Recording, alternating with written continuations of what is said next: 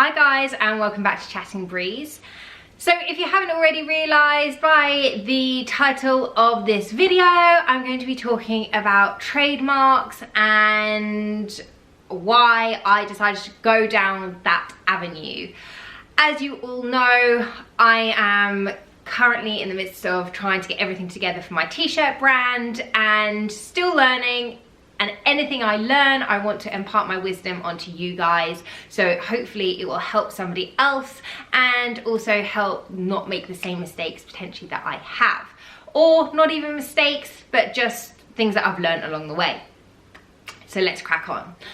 I decided to go for a trademark because previously when I created my t-shirts, I didn't realise that I should have checked if anyone had already got the patent to the t-shirt.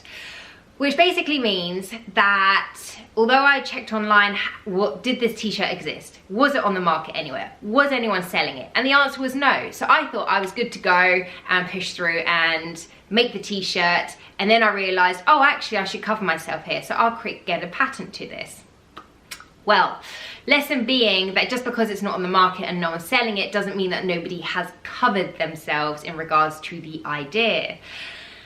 That being said, that's exactly what happened in my situation. I'd already created the t-shirt, so that was now done. And then by the time I realized that I needed to get a patent, or was thinking about it, somebody else had already decided to patent a very similar idea. Doesn't have to be the same. When it comes to the patent world, it does not have to be the same.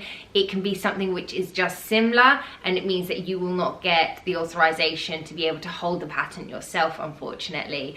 So had I known that previously, I probably would have tweaked my t-shirts design and style to look or be a bit more dissimilar to the one that was already patented, so then I could get the patent. But that wasn't an option because my t-shirts were already getting made, so there was nothing I could do. I did initially go into panic mode until I realised that the second thing I could also do to cover myself to a degree, and it would be a different covering, was to get a trademark. Which, for anyone who isn't aware of, a trademark basically tallies or combines your idea, your concept, whatever your product is, and your name as well.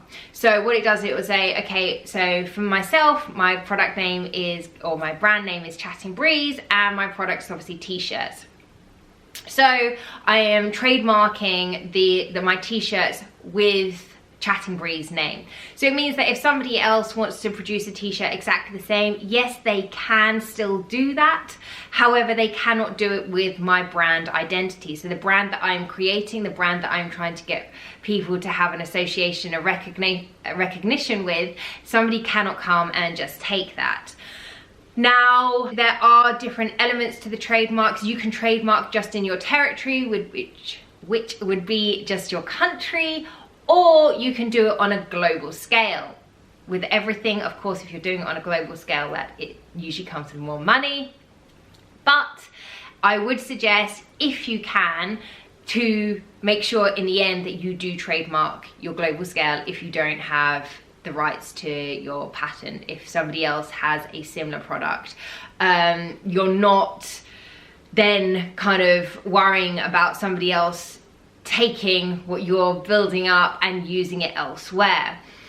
If you don't have the money, then of course probably best idea is to start where you're going to be selling. So if that is in your own country, or if you think your target audience is going to be elsewhere, then just make sure that you trademark your product with your brand in that place that you're going to be selling, because it makes obviously the most sense, because that's where people are going to be hearing about you, and that's where other people could potentially piggyback off of what you have.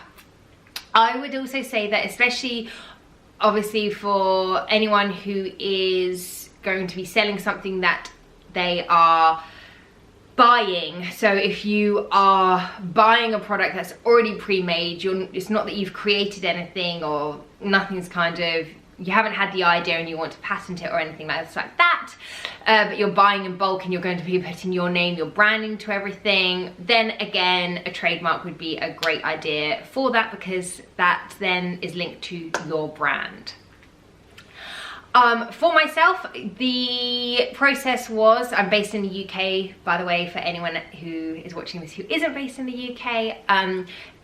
My process was, I literally went on to Google, I'll say browser of choice, typed in trademarking. It came up with the gov.uk website, so you can go onto that, you can learn and read all about trademarking and what it entails. It then has a link that you can click through to, and it will ask you questions. It will ask you what your product is, so what category that falls under. So for mine it would be clothing.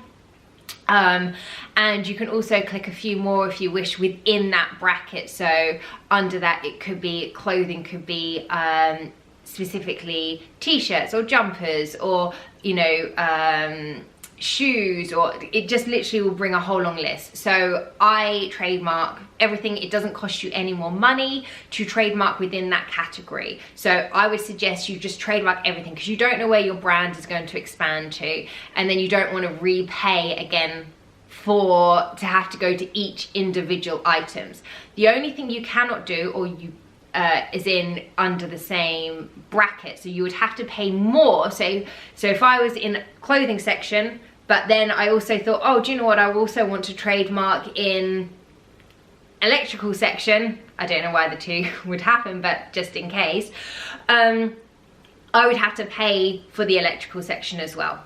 So I don't get everything. I don't get to just pick and choose from any single category that they list. It has to specifically be under the clothing and anything that falls under that, or under electrical and anything falls under that. If I wanted to do the two, I would have to pay for the two and then cover myself under every category of those titles. I hope that makes sense. Just to get the trademark for the UK and around Europe, that cost me £170. And after you pay the money, what happens is the governing body, I'm not actually too sure what the name is, but whomever it is, who obviously they have to do the background checks to make sure that nobody else has that trademark, that I'm not, you know, treading on anyone else's toes, that there's no issues with that. And once they say, okay, we don't see any issues with it, they'll send you an email, and within that email it will tell you that there's also a 2-month period. So as much as they have cleared it, there is a 2-month period for somebody to come and object. So if someone else came along and was like, oh, hold on, this sounds far too like my brand and my name and the product that I'm also selling, they can object to you getting your trademark license. If that happens, which I'm not too sure, I'm sure the association or whatever look into that and see if they have a case or not. If, which fingers crossed, if you've done all your research and you've seen that there's nothing else around, and you've done all the background to it all, then really it should be a pretty clear run for you, and you should then get the authorization. But it does take a while, so please don't think that this is a quick fix. It's taken me already about a month for the Trademark Association to send me the email to say, yes, we approve. And now it's going to take me another 2 months to get the further, obviously, confirmation that nobody has objected and it's all good in the hood. I have already, by the way, when you go onto the website and everything else, they do ask for payment at that point if you want to carry on going through. So obviously for myself, I was like, yes, I was pretty certain that this would probably hopefully be an all clear situation. And step 1 has been, as I said, I'm waiting for step 2 to be as well. And then once I have that, I can then go on and I will then just try and clear the other territories as well. So I will then look to other countries that I can just make sure that my trademark stands clear in. If you are someone and money is tight, like with most of us who are creating a new business and having to deal with everything else that comes with that, do stick to the territory that you're going to be selling in. It makes the most sense, right? So I think that would be probably number 1 priority, stick to the territory that you're going to be selling in. I hope, guys, that this has been helpful to you, and I will of course let you know what happens on my personal journey and where I'm at and whether or not I get the A-OK, and no one has obviously had any issues with the trademarking. Alright guys, until next week, I'll speak to you later. Bye!